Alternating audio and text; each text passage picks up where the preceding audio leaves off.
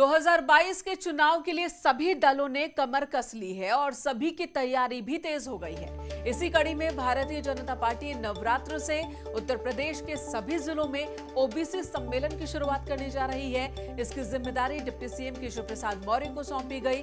उनके साथ ही पिछड़ा वर्ग के मंत्री भी सम्मेलन में शामिल होंगे। इस दौरान लोगों को पिछड़ा वर्ग के लिए किए गए कामों की जानकारी दी जाएगी।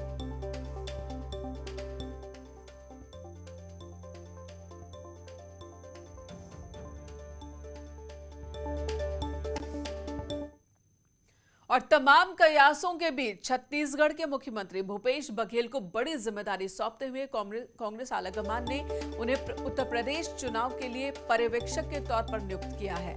उत्तर प्रदेश में बघेल की टीम बीते कई दिनों से संगठन को मजबूत करने में जुटी है। भूपेश बघेल ने कहा कि पार्टी ने विश्वास व्यक्त किया और उसके लिए धन्यवाद। एक बड़ी जिम्मेदारी दी है। मैं सोनिया गांधी, राहुल गांधी और प्रियंका गांधी के प्रति आभार व्यक्त करता हूं, ये कहना है बघेल का। और साथ ही आपको बता दें, यूपी अगले साल चुनाव होने हैं। यूपी में कांग्रेस समेत सभी पार्टियों ने इसके मद्देनजर अपनी तैयारियां तेज कर दी हैं। पीएम मोदी ने मुख्यमंत्री और प्रधानमंत्री के तौर पर अपने सार्वजनिक जीवन के 20 साल पूरे होने पर ओपन मैगजीन को इंटरव्यू दिया, जिसमें उन्होंने कहा कि उनकी नीतियां जनता की मुश्किलें कम करने वाली होती हैं। देखिए ये रिपोर्ट। पीएम मोदी ने ओपन मैगजीन को दिए इंटरव्यू में विपक्ष पर करारा हमला किया। पीएम ने कहा, पहले पार्टी जिताने के लिए सरकार चलाने की परंपरा थी, लेकिन मेरा लक्ष्य देश जिताने के लिए सरकार चलाना है। अब देश बनाने के लिए सरकार चलानी होगी। पीएम ने आगे कहा कि राजनीतिक दल जो चुनाव से पहले बड़े बड़े वादे करते हैं, उन्हें मैनिफेस्टो में भी डालते हैं। फिर जब वक्त आता है वादा पूरा करने का, तो वही दल यू टर्न ले लेते हैं और अपने ही किए वादे को लेकर हर तरह की मनगढ़ंत और झूठी बातें फैलाते हैं। अगर आप किसान हित में किए गए सुधारों का विरोध करने वालों को देखेंगे, तो आपको बौद्धिक बेईमानी और राजनीतिक धोखाधड़ी का असली मतलब दिखेगा। पीएम ने इंटरव्यू में कहा कि यही राजनीतिक धोखाधड़ी आधार, जीएसटी, कृषि कानूनों और यहां तक कि सैन्य बलों के हथियारों जैसे गंभीर मामलों में भी देखी जा सकती है। वादा करो, उसके लिए तर्क दो और फिर बिना किसी नैतिक मूल्य के उसी चीज का विरोध करो। मोदी ने आगे कहा कि ये वही लोग हैं जिन्होंने मुख्यमंत्रियों को पत्र लिखकर वही करने को कहा था जो हमारी सरकार ने किया है, लेकिन आज ये अपनी ही मांगों के खिलाफ प्रदर्शन कर रहे हैं।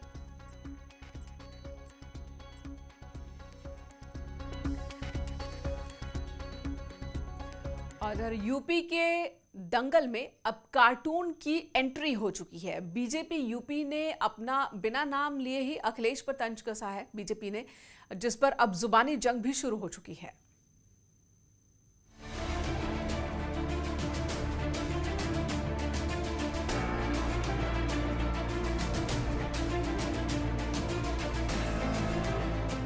यूपी विधानसभा की तारीख जैसे जैसे नजदीक आ रही है, प्रदेश में सियासी पार्टियों के कैंपेन की जंग तेज होती जा रही है। यूपी बीजेपी ने अपने ट्विटर हैंडल से समाजवादी पार्टी के मुखिया अखिलेश पर तंज कसा है। बीजेपी ने एक कार्टून के जरिए अखिलेश पर निशाना साधा है। कार्टून शेयर करते हुए बीजेपी ने लिखा है, एक लड़के ने अपने पिताजी से उनकी साइकिल छीन ली, फिर उस साइकिल का बुरा हाल करके छोड़ दिया। अब वो लड़का 22 साइकिल के ख्वाब देख रहा है। जो एक न संभाल पाया, वो 22 क्या संभालेगा। 22 नहीं मिलेंगी बबुआ। न यकीन हो तो एक बार बुआ से पूछ लो। स्वाभाविक रूप से लोकतंत्र में पार्टियां चलती हैं, परिवार नहीं चलता है। तो वंशवाद की पार्टियां गरीब की सेवा कैसे कर पाएंगी, समाज की सेवा कैसे करेंगे, गरीबों की कल्याण कैसे करेंगे। इसलिए जब पार्टियां सत्ता में आती हैं तो केवल राज्य को लूटती हैं। सोशल मीडिया पर कार्टून के आने के बाद पक्ष विपक्ष की जुबानी जंग शुरू हो गई है। अखिलेश यादव ने बीजेपी पर निशाना साधते हुए कहा है कि जनता ही बीजेपी का कार्टून बना देगी। जो लोग ये कार्टून बनवा रहे हैं, अरे सुनिए ना, पहले कार्टून की बात हो जाए। जो कार्टून बना रहे हैं उनका कार्टून भी अच्छा लगेगा और जो कार्टून बनाएगा उसे ज़्यादा मेहनत नहीं करनी पड़ेगी कार्टून बनाने की, और जनता इस बार इन्हें कार्टून बना देगी। उनका ज़्यादा टाइम नहीं लगेगा कार्टून बनाने में। यूपी बीजेपी के कार्टून पर कांग्रेस ने भी अपनी प्रतिक्रिया दी और बीजेपी पर निशाना साधा। चुनाव का समय है, भारतीय जनता पार्टी कुछ कर नहीं पाई, प्रदेश या देश का विकास अवरुद्ध हो गया है, कुछ करने की स्थिति में नहीं है। अब इनके पास कोई विकल्प नहीं है ये सब शब्दों का प्रयोग करना कि साइकिल पंचर हो गई। सोशल मीडिया पर कार्टून के आने के बाद सियासी गलियारों में जुबानी जंग तेज हो गई है। विपक्षी दल सरकार के खिलाफ हल्ला बोल रहे हैं, तो वहीं बीजेपी ने अखिलेश पर ही वार कर दिया कि 5 साल सरकार चलाने के बाद से उन्होंने साइकिल पर जो है राहुल गांधी को बैठाला, यूपी को ये 7 पसंद करके नारा दिया, लेकिन आखिर चुनाव के बाद क्या हुआ, जनता ने जो 7 पसंद नहीं आया, एक को इधर गिराया, एक को उधर गिराया। 2019 के में साइकिल पे उन्होंने जो है बहन मायावती जी को अपने साथ साथी बनाया, लेकिन क्या हुआ, वो 5 ही लोकसभा सीट पे समाजवादी पार्टी रह गई, मायावती जी भी उनसे अलग हो गई। तो जो अपने गठबंधन को साथ में लेके नहीं चल पा रहा, अपने परिवार को साथ में लेके नहीं चल पा रहा, वो उत्तर प्रदेश को लेकर क्या चल पाएगा। सियासत में वार पलटवार तो चलते रहते हैं। विधानसभा चुनाव को कुछ महीने बाकी हैं। ऐसे में सियासी विरोधियों का एक दूसरे पर हमले तेज हो गए हैं। बीजेपी ने सोशल मीडिया कैंपेन से विरोधियों पर हमला बोलने के लिए कार्टून का सहारा लिया है। Bureau report, news 18 network. इधर गांधी जयंती के मौके पर बीजेपी ने स्वच्छता अभियान के जरिए देश को स्वच्छ बनाने का बीड़ा उठाया। समाजवादी पार्टी सरकार आने पर गांधी के विचारों को आगे बढ़ावा देने का दावा कर रही है। ये समाजवादी पार्टी का दावा है।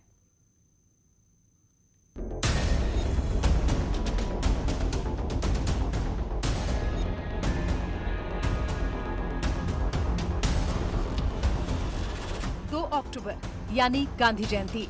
गांधी जयंती को सभी सियासी पार्टियां सेलिब्रेट कर रही हैं। बीजेपी गांधी जयंती के मौके पर स्वच्छता मिशन के जरिए देश में सफाई अभियान चला रही है। यूपी के अलग अलग जिलों में बीजेपी के नेता और कार्यकर्ता सफाई अभियान के जरिए गांधी जी को याद कर रहे हैं। साथ ही बीजेपी ने गांधी आश्रम को बढ़ावा देने के लिए अपने कार्यकर्ताओं से खादी खरीदने की अपील की है। आदरणीय मोदी जी ने, आदरणीय नड्डा जी ने आह्वान किया था कि उत्तर प्रदेश के कार्यकर्ता खादी के दुकान पर जाएं और समाज के लोग भी जाएं, क्योंकि इससे रोजगार भी मिलेगा और एक तरह की इसमें काम करने वाले कर्मचारियों का भी लाभ मिलेगा, लोगों को भी इसके रोजगार और खादी को बढ़ावा भी मिलेगा और खादी से जुड़े हुए लोग उत्पाद जो लोगों ने प्रोडक्शन करते हैं उनको भी इसमें सुविधा और लाभ मिलेगा। इसलिए आवश्यक है, मैं भी आह्वान करता हूं कि राज्य के सभी लोग चाहे रुमाल ही खरीदें लेकिन खादी की दुकान पर जाना चाहिए।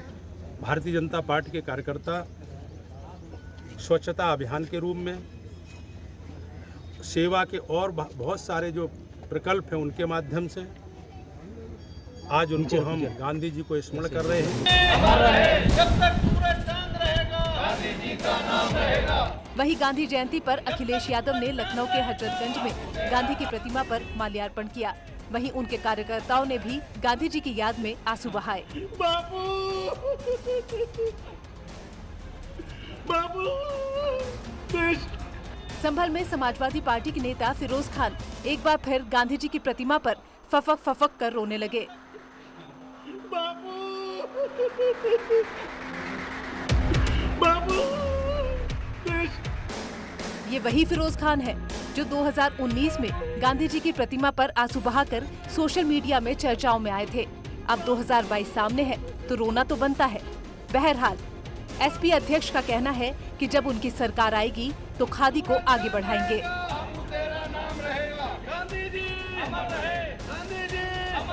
आज के दिन हम भरोसा दिलाते हैं कि जब कभी समाजवादियों को मौका मिलेगा, खादी के काम को, खादी आश्रम को आगे बढ़ाने के लिए कोई भी फैसला लेना पड़ेगा तो हम समाजवादी लोग फैसला लेंगे।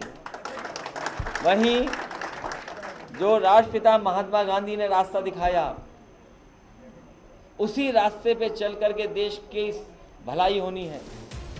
गांधी जी की जयंती पर सियासी दलों की गांधी के प्रति आस्था कितनी है, वो आने वाले समय में तय हो जाएगा। Bureau report, news 18।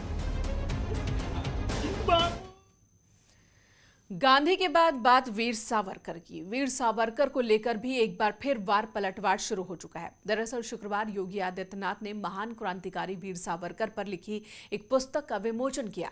सीएम योगी ने कहा कि इतिहासकारों ने उनके साथ न्याय नहीं किया।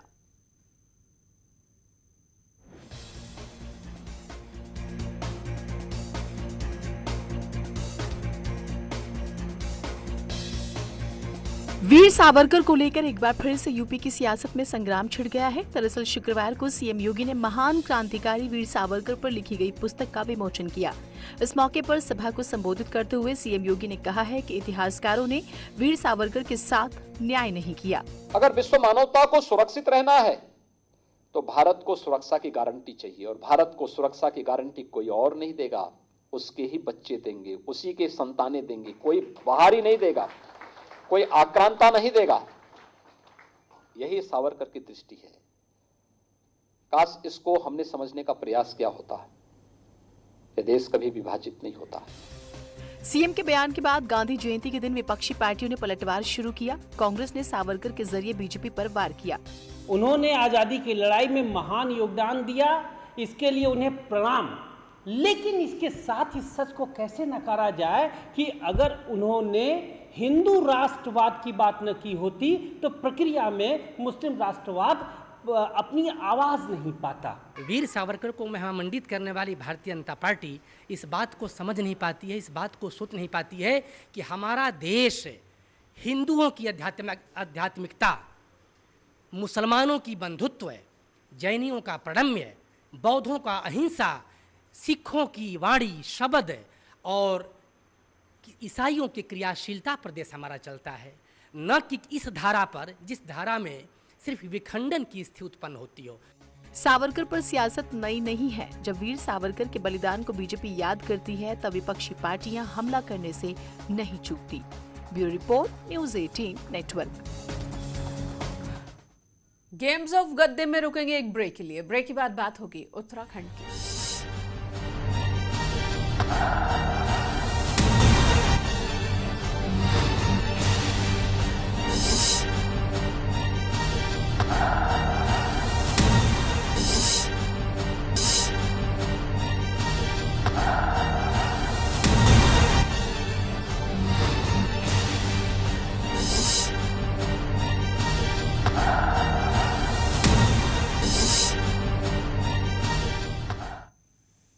उत्तराखंड बीजेपी में इस बार टिकट बांटने का फॉर्मूला क्या होगा, इस पर खासी माथापच्ची चल रही है।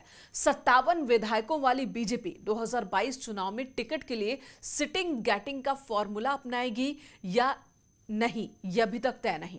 लेकिन इससे पहले ही नैनीताल की लालकुआं विधानसभा से अपने ही विधायक के खिलाफ बीजेपी के कुछ नेता चुनाव लड़ने की तैयारी में जुट गए हैं। इन नेताओं की इलाके में चहलकदमी से विधायक भी गुमसुम है। देखिए ये रिपोर्ट।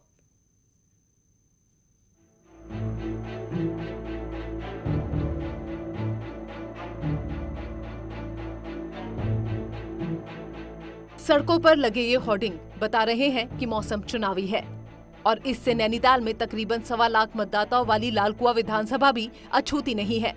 इस विधानसभा में वैसे तो बीजेपी के नवीन दुमका विधायक हैं, लेकिन उनके रहते हुए भी बीजेपी के कई नेता यहां से विधायक बनने का ख्वाब बुन चुके हैं।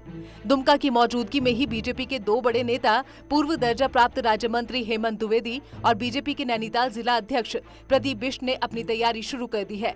अपनी ही सिटिंग विधायक के खिलाफ ताल ठोकने को आतुर दोनों नेताओं की तैयारियों ने सियासी हलचल को बढ़ा दिया है। और तो और दोनों नेता अपने सार्वजनिक कार्यक्रमों के जरिए खुलकर अपनी हसरत भी जनता के सामने रख रहे हैं। और बहुत लंबे समय से मैं लालकुआं विधानसभा क्षेत्र की जनता से, कार्यकर्ताओं से मेरा जुड़ाव रहा। मैं काम कर रहा हूं वहां पर, लेकिन मैं एक पार्टी का अनुशासित सिपाही हूं। हमारे यहाँ पार्टी संगठन जो भी निर्णय करेगा, अगर पार्टी मुझे अवसर देगी, पार्टी मुझे मौका देगी, तो निश्चित ही मैं चुनाव लड़ूंगा और भारी मतों से चुनाव जीतूंगा भी। वर्तमान में अध्यक्ष की जिम्मेदारी है, लेकिन सबकी इच्छा होती है कि वो जनता के बीच में जाकर चुनाव जीतकर जनता की सेवा करे। वो इच्छा अपनी भी है, लेकिन निर्णय पार्टी हाईकमान को लेना है, केंद्रीय नेतृत्व को लेना है। यदि मुझे वो इस भूमिका में भेजेगा कि जनप्रतिनिधि के नाते अब पार्टी की सेवा करनी है, जनता की सेवा करनी है, उसके लिए मैं बिल्कुल तैयार हूं। पार्टी के जिला अध्यक्ष प्रदीप बिष्ट जहां राजपूत समुदाय से आते हैं, वहीं पूर्व दर्जा प्राप्त राज्य मंत्री हेमंत द्विवेदी का ताल्लुक ब्राह्मण समुदाय से है। हेमंत द्विवेदी तो साल 2017 में भी लालकुआं से दावेदारी कर चुके हैं, लेकिन पार्टी ने तब नवीन दुमका को टिकट दे दिया। लेकिन इसके बावजूद हेमंत लगातार तैयारियों में लगे रहे, जबकि प्रदीप बिष्ट ने पिछले 5 साल में बीजेपी जिला अध्यक्ष रहते अपने आधे से अधिक समय लालकुआं में ही दिया है। साथ ही अपनी सियासी गोटियां भी इसी के मुताबिक सेट की हैं। जाहिर है दोनों नेताओं के सियासी मंसूबों से बीजेपी विधायक नवीन दुमका भी अच्छी तरह से वाकिफ हैं। इसीलिए वो भी अपनी सियासी चाल चल रहे हैं। बीजेपी के टिकट पर साल 2012 में हार का सामना कर चुके नवीन दुमका साल 2017 में पहली बार लालकुआं से विधायक चुने गए, लेकिन उनके दूसरी बार विधायक बनने के ख्वाब को उन्हीं के पार्टी के नेता तोड़ने पर तुले हुए हैं। लेकिन इन सब के बावजूद विधायक दुमका बिल्कुल भी आत्मसमर्पण के मूड में नहीं है। इसीलिए वो दूसरे दावेदारों को बाहरी बताते हुए लालकुआं क्षेत्र से लड़ने का आधार पूछ रहे हैं। लोकतांत्रिक व्यवस्था है, टिकट कोई भी मांग सकता है, लेकिन जिनका आपने नाम लिया उनके विषय में मेरा एक संदेश है कि इनकी अपनी विधानसभाएं नहीं है, उनका अपनी विधानसभाओं को रुतबा नहीं है वहां से टिकट मांग सकें। बीजेपी विधायक की बातों से साफ है, पार्टी के दो बड़े स्थानीय नेताओं की लालकुआं से ताल ठोकने की तैयारी नवीन दुमका को रास नहीं आ रही। शायद इसीलिए विधायक दुमका अपने कामों की लंबी फहरिस्त लिए जनता के बीच जाने की तैयारियों में है। लेकिन दुमका, द्विवेदी और बिष्ट की लड़ाई से लालकुआं में बीजेपी की अंदरूनी सियासत जरूर गर्म है। हल्द्वानी से न्यूज़ 18 के लिए शैलेंद्र नेगी की रिपोर्ट। तो गद्दी के इस खेल में चाल सिर्फ दो पार्टियों के बीच नहीं बल्कि पार्टी के अंदर भी चली जा रही है। एक ब्रेक के लिए रुकेंगे, खबरों का सिलसिला जारी है।